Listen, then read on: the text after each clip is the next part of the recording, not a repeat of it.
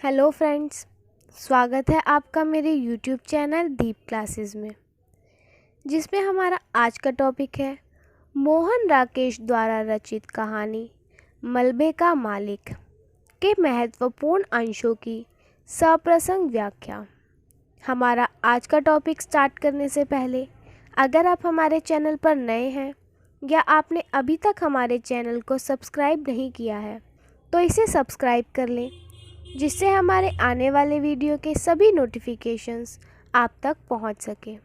चलिए अब हम अपना टॉपिक स्टार्ट करते हैं। इस कहानी का पहला महत्वपूर्ण अंश है सब कुछ बदल गया मगर बोलियां नहीं बदली। बूढ़े मुसलमान ने धीमे स्वर में अपने से कहा और छड़ी का सहारा लिए खड़ा रहा। उसके घुटने पाजामे से बाहर निकल रहे थे और घुटनों के थोड़ा ऊपर ही उसकी शेरवानी में 3-4 पैबंद लगे थे। गली से बच्चा रोता हुआ बाहर आ रहा था। उसने उसे पुकारा, इधर आ बेटे, टा इधर, छेक तुझे चिज्जी देंगे आ। और वह अपनी जेब में हाथ डालकर उसे देने के लिए कोई चीज़ ढूंढने लगा। बच्चा क्षण भर के लिए चुप कर गया, लेकिन फिर असनक ओंठ बिखोर लिए और रोने लगा। एक 16-17 बरस की लड़की गली के अंदर से दौड़ती हुई आई और बच्चे की बाह पकड़कर उसे घसीटती हुई गली में ले गई। बच्चा रोने के साथ साथ अपनी बाह छफड़ाने के लिए मचलने लगा। लड़की ने उसे बाहों में उठाकर अपने साथ चिपका लिया और मुंह चूमती हुई बोली, चुप कर मेरा वीर, रोएगा तो तुझे वह मुसलमान पकड़कर ले जाएगा। मैं वारी जाऊं, चुप कर। अब हम इस अंश के संदर्भ को देखते हैं तो प्रस्तुत अंश मोहन राकेश द्वारा रचित कहानी मलबे का मालिक से लिया गया है। यदि बात की जाए इस कहानी के प्रसंग की तो मोहन राकेश का संपूर्ण साहित्य जीवन के यथार्थ को चित्रांकित करता है। फिर चाहे वह साहित्य आदर्शवादी हो या यथार्थवादी। प्रस्तुत अंश में देश विभाजन के दौरान हुई क्षति की झांकी प्रस्तुत की है।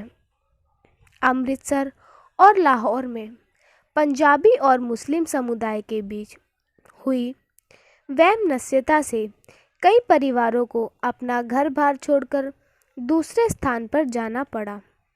दंगाइयों की कुटिल चालों में कई परिवार भी हताहत हुए और उनका बसेरा मलबे के ढेर में बदल गया। ऐसा ही एक परिवार था गनी मियाँ का, जिसे आपसी प्रेम से छला और यह परिवार बिखर गया। रह गए अकेले गनी मियाँ, जो लाहौर में रहते हैं। लाहौर से अमृतसर 12.5 बरस बाद आना हुआ था। वह अपना घर, जिससे उनकी यादें जुड़ी थी, उसे देखने का लोभ संवरण ना कर पाए। गनी मियाँ अपने घर को, उन गलियों को जिनमें काफ़ी लंबा वक्त बिताया है, देखना चाहते हैं। वहाँ के बदले परिवेश का वर्णन इन पंक्तियों में किया गया है। अब हम इन पंक्तियों की व्याख्या को देखते हैं, जिसमें बताया गया है कि गनी मियाँ 7.5 बरस बाद अमृतसर की उन गलियों में घूमते हैं तो पाते हैं इतने बरसों में आसपास का सारा वातावरण बदल गया है। तब के और अब के लाहौर में काफ़ी अंतर देखने को मिल रहा है। अगर कुछ नहीं बदला तो वह है वहाँ के लोगों की बोलियाँ। आज भी उनका वही अंदाज है। गनी मियाँ छड़ी का सहारा लिए खड़े हैं। एक तो बुढ़ापा, ऊपर से अपने परिवार को खो देने का दर्द, बसा बसाया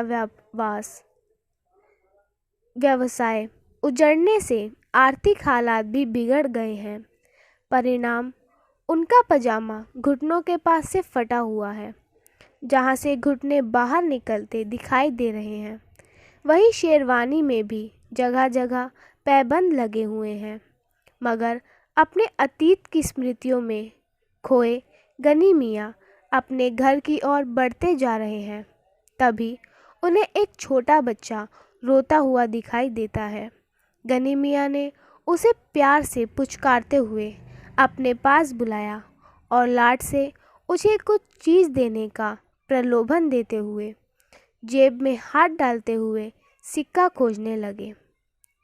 बच्चा उनकी बात सुनकर कुछ देर रोना भूल गया, किंतु थोड़ी ही देर में उन्हें अपरिचित जान वह पुनः रोने लगा। तभी उस बालक की बहन दौड़ते हुए आती है और बच्चे को ज़बरदस्ती घसीटती हुई अंदर ले जाती है। वह अपने मचलते भाई को उस अजनबी व्यक्ति का भय दिखाती है, वह भी जाति धर्म के आधार पर, कि चुप कर मेरा वीर, रोएगा तो तुझे वह मुसलमान पकड़ कर ले जाएगा। मैं वारी जाऊं, चुप कर। गनी मियाँ आहत हो जाते हैं।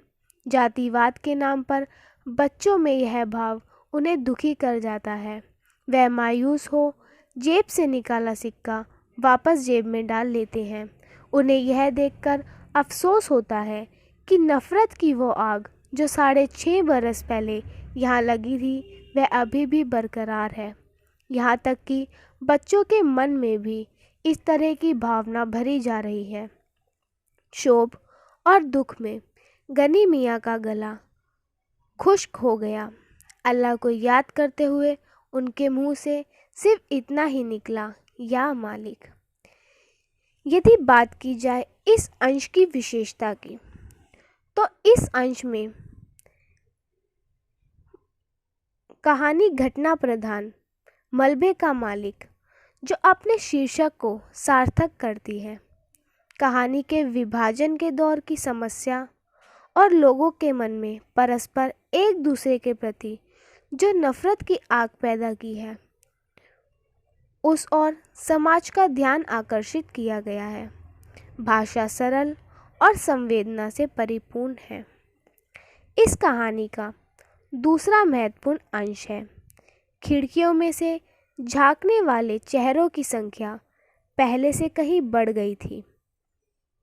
उनमें चेह में गोइयाँ चल रही थी कि आज कुछ ना कुछ ज़रूर होगा।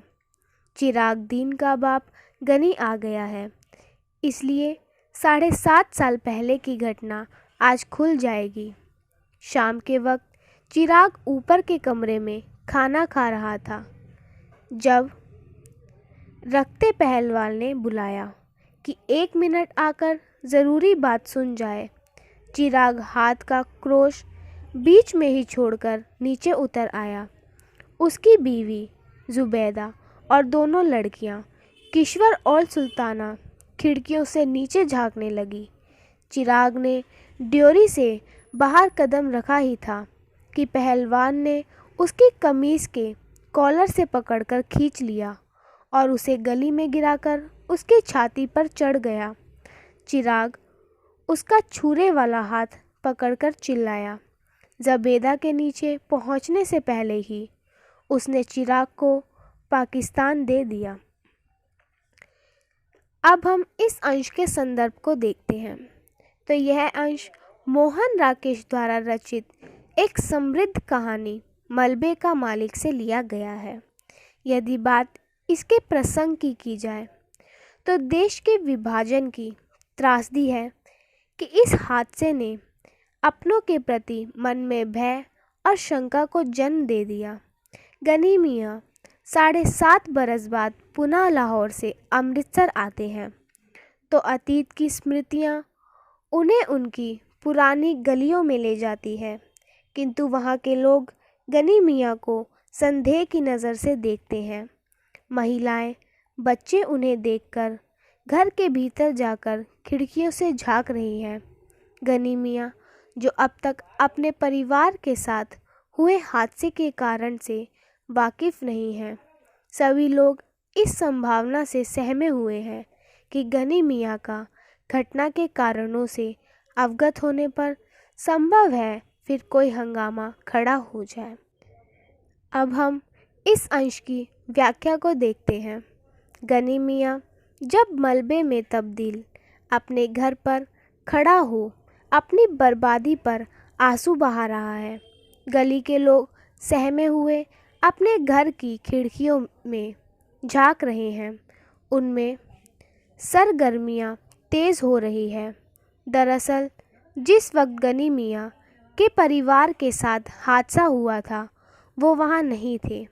आज 6.5 वर्ष बाद जब वह लौटे हैं तो लोगों को लग रहा है कि आज उस घटना का सारा राज खुल जाएगा कि उनका बेटा चिराग अच्छा भला शाम के वक्त घर में बैठा भोजन कर रहा था। गनी मियाँ और उनका बेटा चिराग दिन बहुत भरोसा करते थे रखे पहलवान पर, इसलिए उसकी एक आवाज़ पर खाते से उठ आया। जब हिंदुओं का उस इलाके में काफ़ी दबदबा था, रखे पहलवान गली का बादशाह था और चिरागदीन एक मुसलमान था। चिरागदीन ने ड्योरी से बाहर कदम रखा ही था कि पहलवान ने उसे कमीज़ के कॉलर से खींचकर ज़मीन पर पटक दिया और उस पर चढ़ बैठा। चिरागदीन चीखता रहा, मुझे बचाओ, मुझे बचाओ, मगर रखते पहलवान को ज़रा भी तरस नहीं आया और बोला, चीखता क्यों है मेन के टके, तुझे पाकिस्तान दे रहा हूँ, ले। और चिराग की पत्नी जुबैदा के वहाँ पहुँचने से पहले ही छुरे से कई वार कर उसे पहुँचा दिया पाकिस्तान। लोग सोच रहे थे जब गनी मियाँ को यह सब पता चलेगा तो उनके क्रोध से फिर कोई हंगामा खड़ा होगा। यदि बात इस अंश की विशेषता की जाए तो जाति और धर्म के नाम पर बीज बोए जाने की विडंबना को लेखक ने बड़े ही मार्मिक ढंग से व्यक्त किया है। इस कहानी का तीसरा महत्वपूर्ण अंश है। गनी ने लक्षित किया कि पहलवान के ओठ सूख रहे हैं और उसकी आंखों के इर्द गिर्द दायरे गहरे हो गए हैं, तो वह उसके कंधे पर हाथ रखकर बोला, जी हल्का ना कर रखिया, ये होनी सी तो हो गई, उसे कोई लौटा थोड़े ही सकता है। खुदा नेक की नेकी रखे और बद की बदी माफ़ करे। मेरे लिए चिराग नहीं तो तुम लोग तो हो। मुझे आकर इतनी तसल्ली हुई कि उस ज़माने की कोई भी यादगार है। मैंने तुमको देख लिया तो चिराग को देख लिया। अल्लाह तुम लोगों को सेहतमंद रखे, जीते रहो, ओश खुशियों देखो। और गनी छड़ी पर दबाव देकर उठ खड़ा हुआ। चलते हुए उसने फिर कहा, रखे पहलवान, याद रखना। अब हम इस अंश के संदर्भ को देखते हैं। तो यह अंश मलबे का मालिक कहानी से लिया गया है, जो मोहन राकेश द्वारा रचित है। यदि बात इस कहानी के प्रसंग की जाए तो गनी मियाँ को जब रखते पहलवान से सामना होता है तो गनी मियाँ जब भी उसे उसी विश्वास और प्रेम भाव से मिलते हैं। इससे रखते पहलवान के मन में ग्लानि का भाव आ जाता है, जिसे देखकर भी गनी मियाँ उसके भीतर के छल को नहीं समझ पाते। उल्टा सोचते हैं कि उसके मन में उसके बेटे चिराग और उसके लिए पीड़ा है। अब हम इस अंश की व्याख्या को देखते हैं। जब गनी मियाँ रखे पहलवान को बार बार ये एहसास दिलाते हैं कि उन्हें और उनके परिवार को तुम पर भरोसा था, किंतु जो हुआ उसमें तुम्हारा भी कोई दोष नहीं था। मकान को बचाने के लिए पूरे परिवार ने जान गंवा दी। गनी मियाँ के मुंह से यह बातें सुन के ही रखते पहलवान का चेहरा ऐसे हो गया मानो कोई चोर रंगे हाथों पकड़ा गया हो। वह अपने कमर व जांघों पर दबाव महसूस कर रहा था। पेट और आंतड़ियों में सांस जकड़ती सी लग रही थी। सारा जिस्म पसीने से भीग गया। आंखों के सामने फुलझड़ियाँ सी चलती दिखाई दे रही थी। उसके इस बदलते स्वरूप को गनी मियाँ ने महसूस किया, किंतु उसके सही कारण को ना जान सका। उनका निश्चल मन यही समझा कि रखते पहलवान उनके दुख से दुखी है। उन्होंने उसे संतावना देते हुए यही कहा कि जी हल्का ना करो, जो होना था सो हो गया, होने को कोई नहीं टाल सकता। ईश्वर सबका रखवाला है, वह अच्छे की अच्छाई और बुरे की बुराई को कभी नज़रअंदाज नहीं करता। चिराग दिन नहीं तो क्या हुआ, मैं तुम्हें भी चिराग की जगह समझता हूँ। तुमसे मिलकर भी मुझे उतनी ही शांति मिली। मैं अल्लाह से तुम्हारी सलामती की दुआ करूँगा। अब हम इस अंश की विशेषता को देखते हैं। तो लेखक ने आस्थावादी स्वरूप दिखाया है, साथ ही व्यक्ति के कर्म गाहे बजाहे उसके चेहरे से टपक ही पड़ते हैं, यह बात बताई है। आईना व्यक्ति के कर्मों का दर्पण होता है और दर्शाने का प्रयास किया है कि उस दर्पण में सब कुछ स्पष्ट दिखाई पड़ता है। इसी के साथ हमारा आज का वीडियो यही ख़त्म होता है। अगर हमारा वीडियो पसंद आया हो तो वीडियो को लाइक एंड शेयर करें और हमारे चैनल को सब्सक्राइब करें। Thank you for watching.